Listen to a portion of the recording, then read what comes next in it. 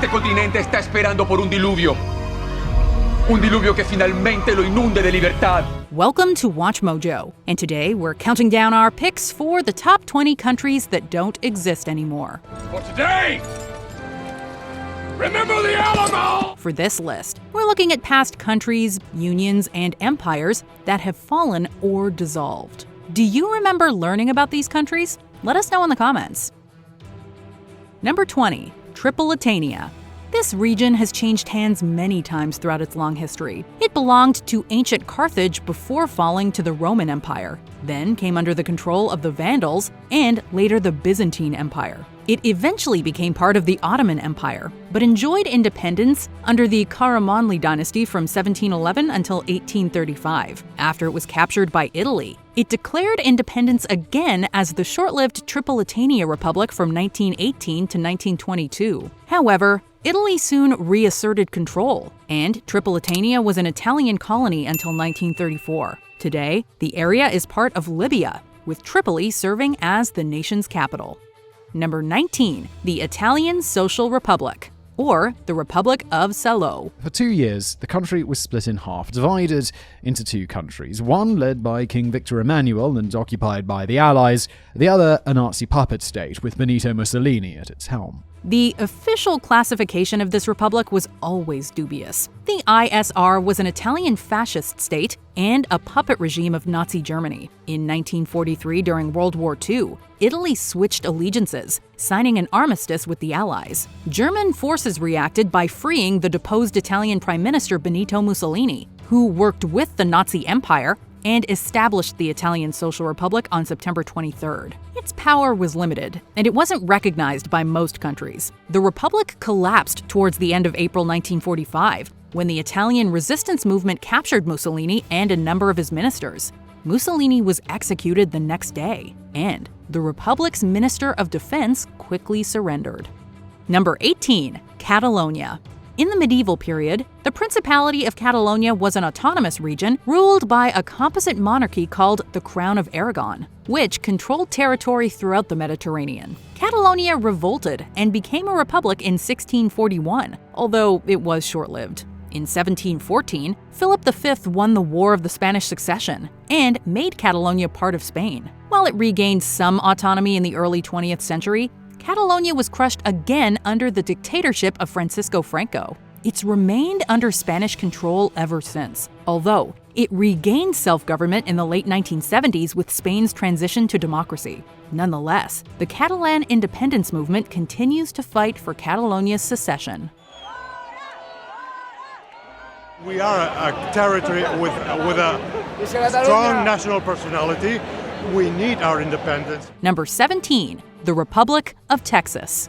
Today, Texas is the second largest and second most populous U.S. state. But the region was originally colonized by the Spanish, becoming part of Mexico in 1821 after the Mexican War of Independence. Over the next decade, American colonists and Tejanos clashed with the Mexican government. One bone of contention was the government's increasing centralization. Another was what American arrivals saw as their, quote, right to own slaves, despite Mexico banning the practice. In 1836, this led to the Texas Revolution and independence as the Republic of Texas. The Mexican Congress refused to acknowledge the transition, with both sides arguing over borders, and the native Comanches literally caught in the middle. In 1845, the Republic of Texas was annexed by the United States, becoming its 28th state and sparking the Mexican-American War. Hang on, conquering the West was America's manifest destiny, right? So Polk wouldn't take no for an answer. He picked a fight, sending troops to occupy a disputed area of the Texas and Mexico border. Number 16, Gran Colombia. Hoy proclamamos la Gran República Americana de Colombia. In the early 19th century, Venezuelan military leader Simón Bolívar liberated much of South America from Spanish control. He dreamt of one great unified country, which was founded in 1819 as Colombia, now known as Gran Colombia to distinguish it from the modern-day Republic of Colombia. It encompassed much of southern Central America and northern South America. For a short time, it was powerful and prosperous, but soon fell victim to political power plays. When the state existed, it was widely respected, and viewed as one of, if not the most important and esteemed nations in the Spanish Americas. Bolivar and former war ally Francisco de Paula Santander became public rivals in a fight between centralism and federalism. Political instability resulted in the state's dissolution in 1831, and the area was split into the modern countries of Colombia, Ecuador, Venezuela, and eventually Panama. Number 15. Bengal. Today, Bengal is an area encompassing West Bengal of India and Bangladesh. In ancient times, however, a series of powerful kingdoms ruled the region, with strong militaries and extensive trade networks. The Greeks referred to the area as Gangaride. In the 16th century, the region became a part of the Mughal Empire and prospered as a rich trading power, described as the paradise of the nations. During this time, Bengal encompassed 12% of the entire world's GDP. It then fell under British rule in 1757 and was split between India and Pakistan in 1946 in the wake of the Indian independence movement. Following the Bangladesh War of Independence, East Bengal of Pakistan became modern-day Bangladesh. Number 14. The Republic of Vietnam. In the 20th century, Vietnam had endured invasion from France and China. It had seen the creation of Indochina under French rule and the development of French culture and influence in the coming years. In the years following World War II, colonial rule began to end worldwide, but not without a fight. In 1945, revolutionary Ho Chi Minh declared independence from France, proclaiming the Democratic Republic of Vietnam. In response, France fought back tooth and nail to hold on to its territory. With France's support, the state of Vietnam was established in the south in 1949. In 1955, it became the Republic of Vietnam. Finally, on June 14, 1949, the independent state of Vietnam, under Bao Dai, former Emperor of Annam, was recognized by the French as independent, but existing within the French Union. The conflict culminated in the Vietnam War, with the U.S. backing the South against the North's communist government. What do you think? Wow, it's really exciting. The North won, and the fall of Saigon in 1975 signaled the end of the Republic. Number 13. Austria-Hungary. In the late 19th and early 20th centuries, the Austro-Hungarian Empire ruled much of Central Europe. A dual monarchy between the Austrian Empire and the Kingdom of Hungary, the multinational state began with the Austro-Hungarian Compromise of 1867 and was ruled by the House of Habsburg. It was a major global exporter of the time, building and shipping industrial appliances and components for power plants. While unpopular with Hungarians, Austria-Hungary flourished until it declared war on the Kingdom of Serbia on July 28, 1914. From a pistol shot at Sarajevo, the first of the great modern world wars exploded. And almost overnight, all of Europe was engulfed in conflict. This officially started World War I, and Austria-Hungary fought as a central power. They obviously lost, and the empire was dissolved into the Kingdom of Hungary and the First Austrian Republic. Number 12. The Kingdom of Sikkim. To the north of West Bengal is the Indian state of Sikkim, with a population of just 610,000 people. Back in 1642, Sikkim was a hereditary monarchy known as Dremoshang. It was founded by the Namgyal dynasty and ruled by Buddhist monarchs known as Chogyal. In the late 19th century, it became a British protectorate.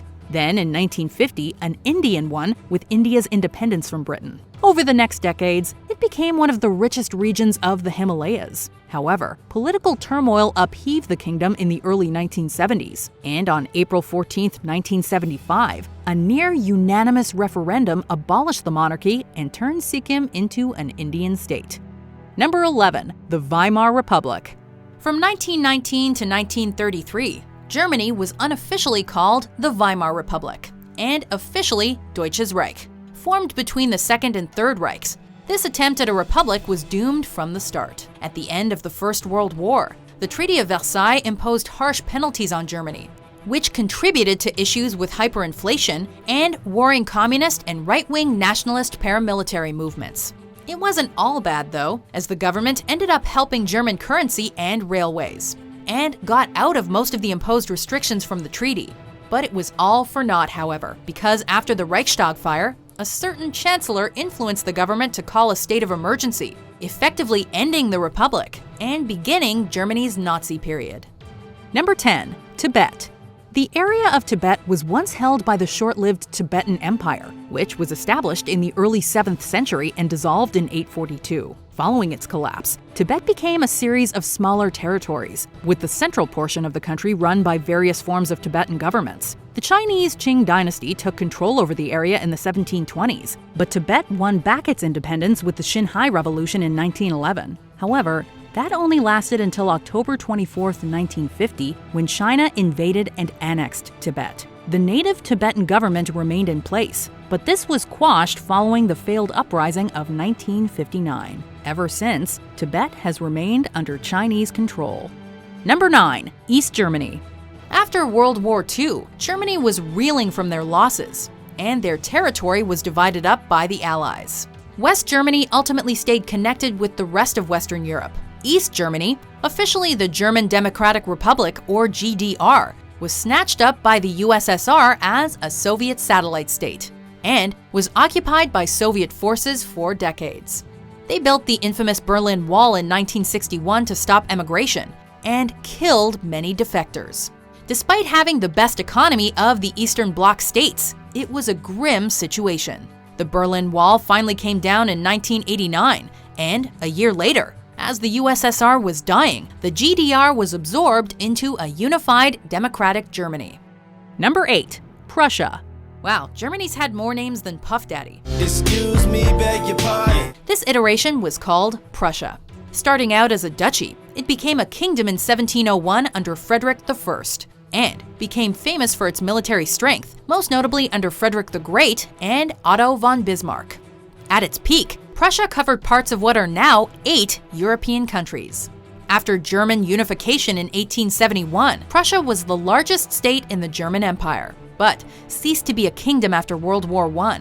It later lost independence after the Weimar Republic dismissed Prussia's cabinet, and by 1934, their powers had been completely stripped by the Nazis. After World War II, the Allies effectively dissolved Prussia, with Poland and the USSR taking the spoils and kicking the Germans out. Number 7. The United Arab Republic. This ill-fated project was a union between Egypt and Syria. The United Arab Republic, or UAR, was the first move towards eventually forming a larger pan-Arab state. It was also an attempt to subdue that pesky communist influence in the area. The project was short-lived, though, as Syria became independent again in 1961 after a coup d'etat.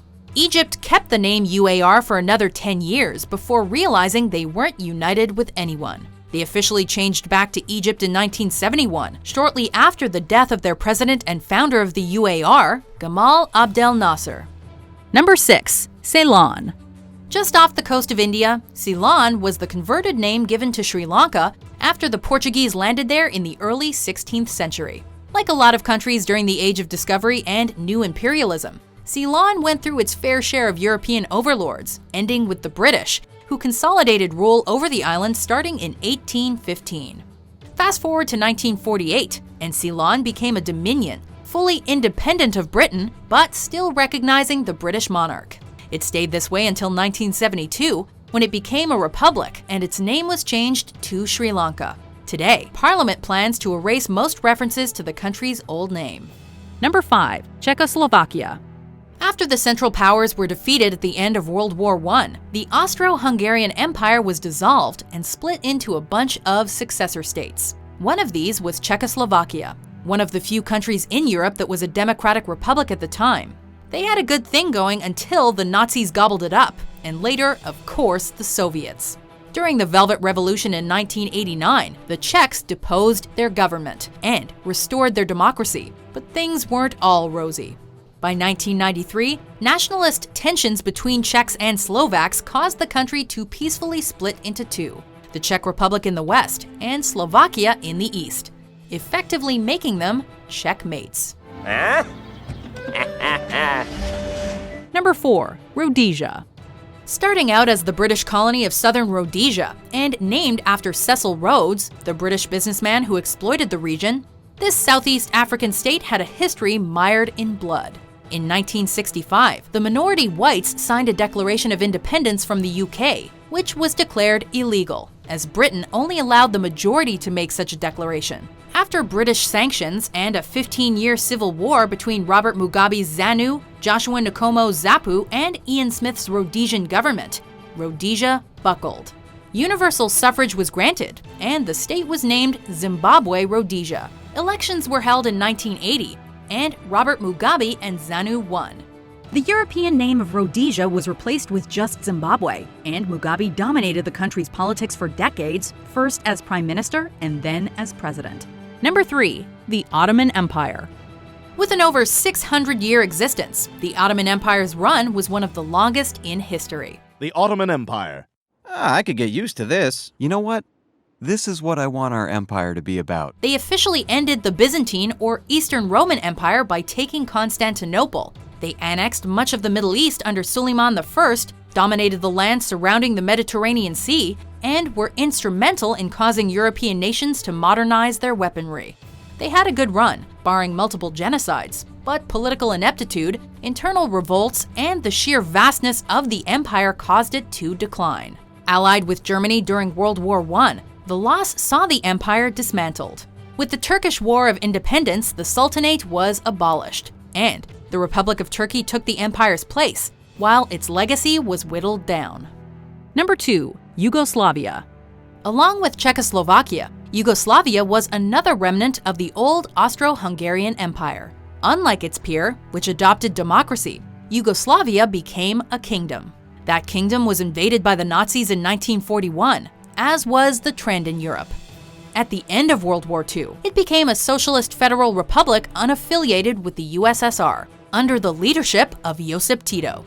It was a federation of 6 different republics that, after Tito's death in 1980, wanted independence because of ethnic differences. Some republics declared independence in the early 1990s, effectively dissolving Yugoslavia into what is today 7 different countries, including Croatia and Serbia. The story doesn't end there, though, as the Yugoslav wars unfortunately continued throughout the 1990s. Before we continue, be sure to subscribe to our channel and ring the bell to get notified about our latest videos. You have the option to be notified for occasional videos or all of them. If you're on your phone, make sure you go into your settings and switch on notifications. Number 1. The Soviet Union. The latter half of the 20th century saw the planet turn into a chessboard, with America on one side and the Soviet Union, the largest state in the world, on the other. An iron curtain has descended across the continent. And that division still exists today. Along with the United States, the Union of Soviet Socialist Republics, or the USSR, influenced world politics to such an extent that the effects can still be felt in our modern world, with areas like Asia, South America, the Middle East, North Africa, and the Caribbean all feeling the effects. Ultimately, because of economic failure, most Soviet satellite states in Eastern Europe replaced their communist governments, and eventually the USSR's republics followed suit in the 90s. Instead, you treat us as stooges for the Union of Soviet Socialist Republics. Can we just call them the Russians? It'll save time. There are now 15 independent states, including the territory that is Russia, or the Russian Federation, which is the USSR's legal successor. Do you agree with our picks? Check out this other recent clip from WatchMojo, and be sure to subscribe and ring the bell to be notified about our latest videos.